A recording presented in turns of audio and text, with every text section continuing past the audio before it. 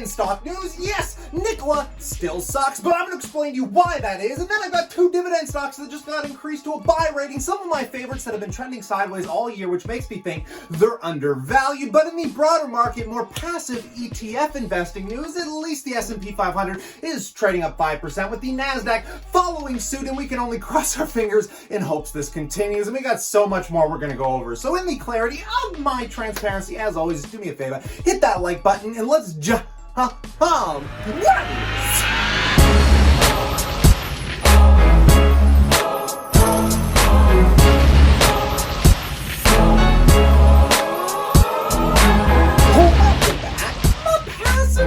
investors.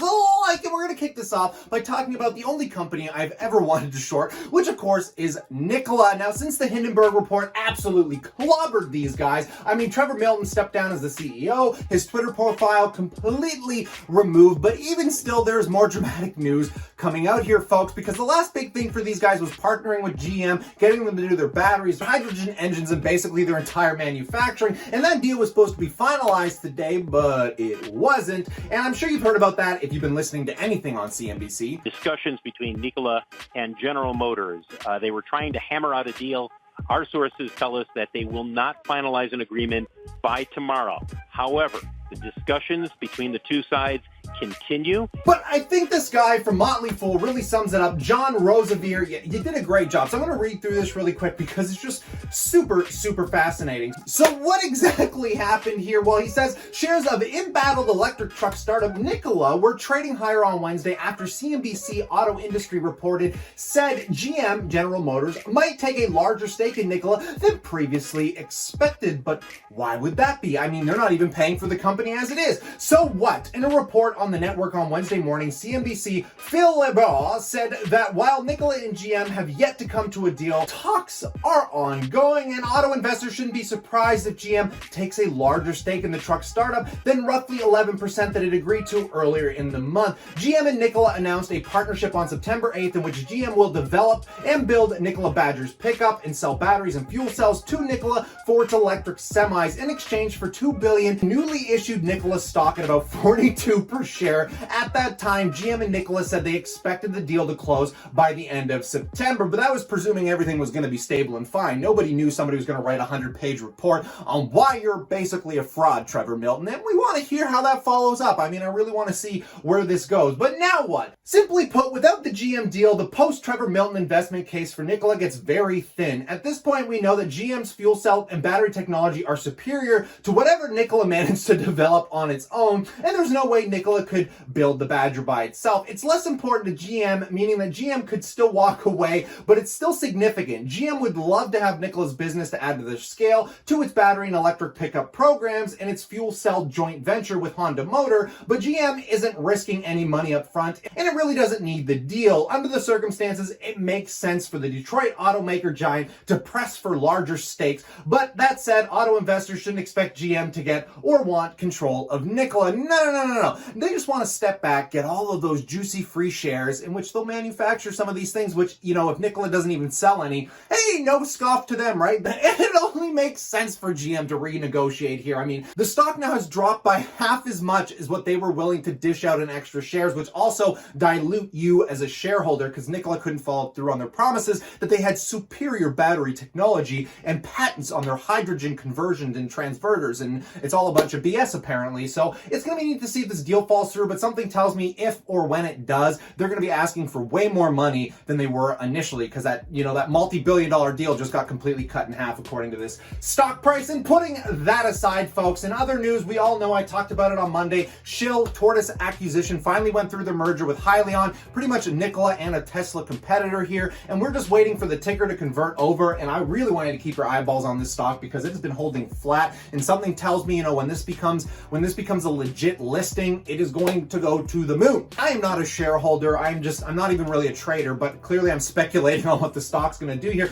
pretty much based as using Nikola as a catalyst to the past, right? This volatility and excitement doesn't raise the hair on your back. I got to talk about my own speculative risk play that's been extremely volatile, talking about NASDAQ listings and companies merging. Of course, we got Mindmed in here, which is trading down about 17% from its all-time highs. I know a lot of people that made a stupid amount of money pulled their shares out. I don't blame you at all. You mean this thing ran up 100% 100% for a lot of you. So congratulations. I'm still holding strong, baby. I'm waiting to see if they get this NASDAQ listing, and this is a long play for me. Like I said, if this thing shoots up on the listing, yeah, I might pull out a little profit, but I definitely want to see the 3 to 5 year potential this company has to offer. But again, guys, trading up massively. I don't know if the stock's going to keep going up or going down, but I love the bloody company. Just wanted to throw that in there. Now, getting into some less anxiety news, if you want a little bit more lax passive investing with your dividend stocks, I got to throw this in here because I still can't figure out why companies like Moderna, there's so many out there on these, these COVID cure plays that are basically going to the moon. They're up like 100+%. But here we go with Johnson & Johnson, one of my largest positions, just trending absolutely flat at a 2% gain for the year. And, it's got a PE of 26 right now, and they are currently on the forefront with one of the best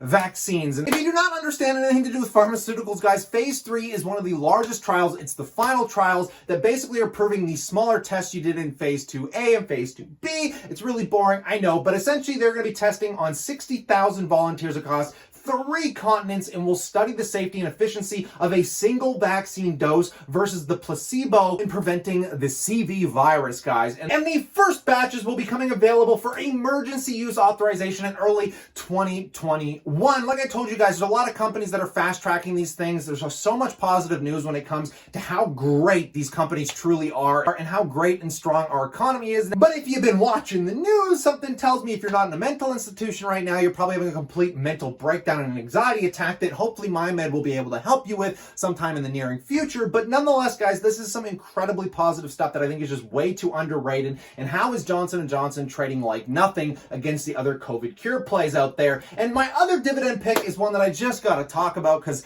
I've been buying this for a while. It's been trending sideways for forever. And we're talking about you smokers out there puffing away, because a lot of you are making these companies astronomically rich, as obviously the anxiety and people having a lot more leisure time has led to more smoking. And British American Tobacco is just, it's got so much going for it right now. It's paying out a stupid yield of 7.4% if you were picking it up today. But the reason I'm talking about this is for some very specific up ratings that this company just got, a few interesting articles. Aside from it having a forward PE of 8.3 right now, Moody's, which I don't really understand Moody's buy rating, but just released a phenomenal report saying British American Tobacco's Baa2 rating is underpinned by its strong market position as the largest tobacco company in the world by net revenues, its broad geographical diversification, solid brand portfolio, and significant pricing power. The Baa2 rating also takes into consideration the company's EBITDA and cash flow generation and improving debt metrics. The reason this is so fascinating is somebody wrote a report here that I just thought was actually really interesting. Somebody ran the numbers and they said at British American Tobacco and Imperial Brands PLC could, if they prioritize share buybacks,